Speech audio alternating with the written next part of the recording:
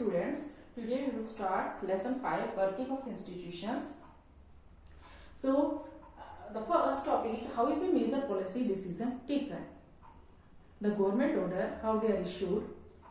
It is about a decision which was taken in 13th August 1990. Government of India issued an order and it was called Office Memorandum. The Joint Secretary in the Department of Personnel and Training of the Ministry of Personnel and Public Grievances signed this order, and this order was only of one page, and it looked like any notice of school you see in your school. So it was like that notice, and the government issues hundreds of orders like this. But this was an important because due to it, it was a controversy on it for several years. So because it gave 27% reservation to the socially and educationally backward classes, and before this the reservation was given only to SC and ST. Now this third category also came in effect, SC BC, socially and educationally backward classes. So who were the decision makers? Who took the decision? Whether the person who signed that order, that person took the decision. So such an important decision must not have been taken by that person. It involves many important functionaries of the country. So the Prime Minister is the head of the state. So President is the head of the state, Prime Minister is the head of the government, and Supreme Court solve the disputes between the citizen and the governments. And there is a parliament which contains two houses, Lok Sabha and Rajya Sabha, and Prime Minister has to get the majority of votes in the Lok Sabha. So this office memorandum was the culmination of a long chain of events. काफी कुछ घटनाएं घटी थी. Then this order was taken in 1979. In 1979, Government of India appointed a second backward class commission. 1979 में government of India ने एक second backward class commission स्थापित किया, and told that they should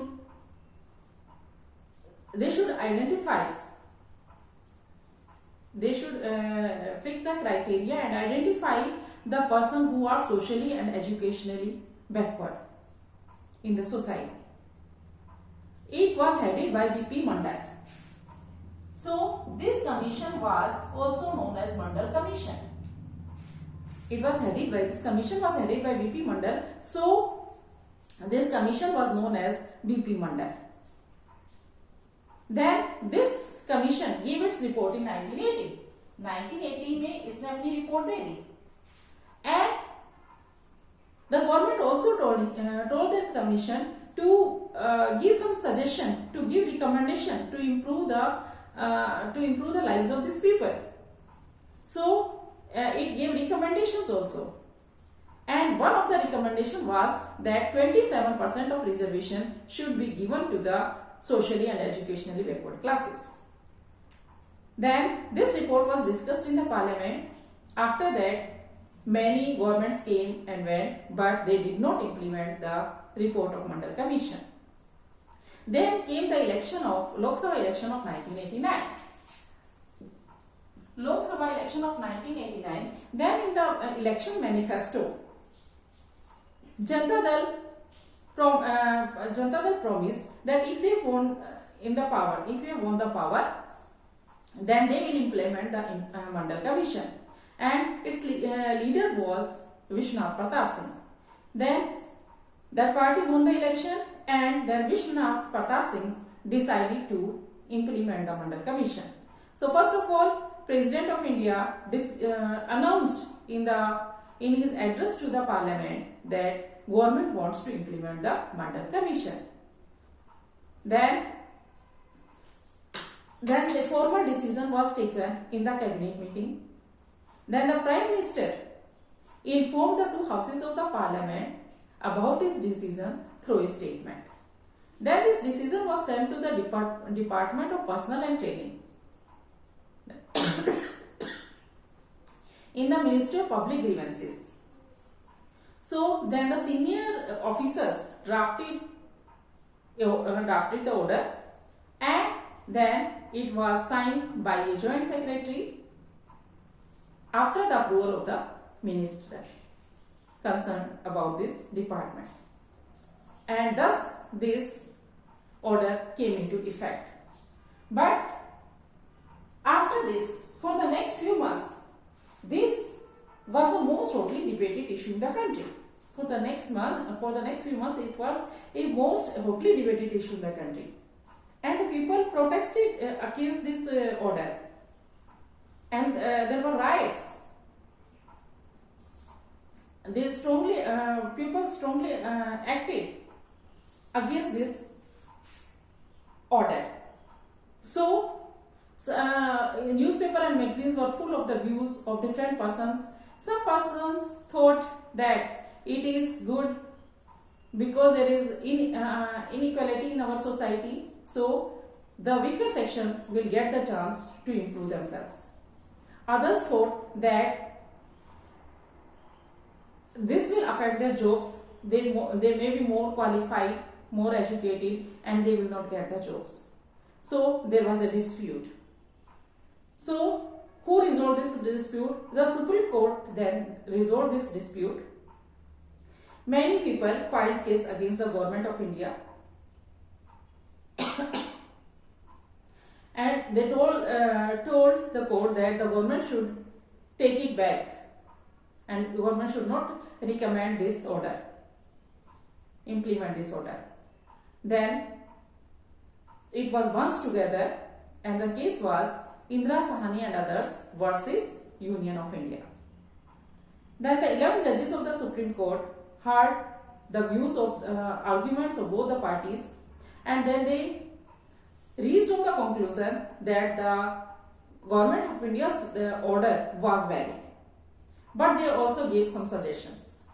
They told that the benefit of the reservation should not be given to the rich people in the backward classes. So then this order was again sent to this decision was again sent to the Ministry of Department of Personnel and Training.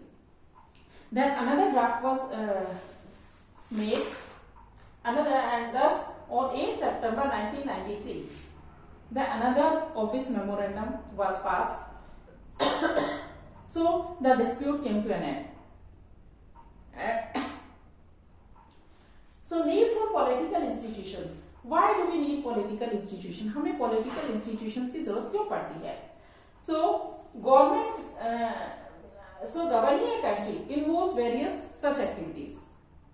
Governing a country requires many such activities. Government is responsible for providing security to the citizens, giving them education and health facilities to all. So some person have to take the decision, some person have to implement them, and there must be someone who tells us that what is right and what is wrong. So to attend to all these tasks, several arrangements have been made, and these arrangements are called institutions. To do all these tasks, some arrangements have been made, and these arrangements are called institutions. So a democracy works well when all these institutions work well. So the Prime Minister and the Cabinet are the institutions that take the big decisions, and the civil servants implement them, and the Supreme Court is the institution that solves the dispute between the citizen and the government. So working with institution is not easy because it involves rules and regulations. It can bind the hands of our leaders, and there is delay there is delay also in taking any decision. So we may be frustrated also, or one may feel that it would be better if one person can take the decision. So because institution involves meeting routines, committees, etc. So these institutions are very useful because we have to consult many people, and if there is delay in taking good decision, then it may be delay in taking bad decision. The bad decision can also be not taken quickly. So the next topic we will do in the next session. Thank you.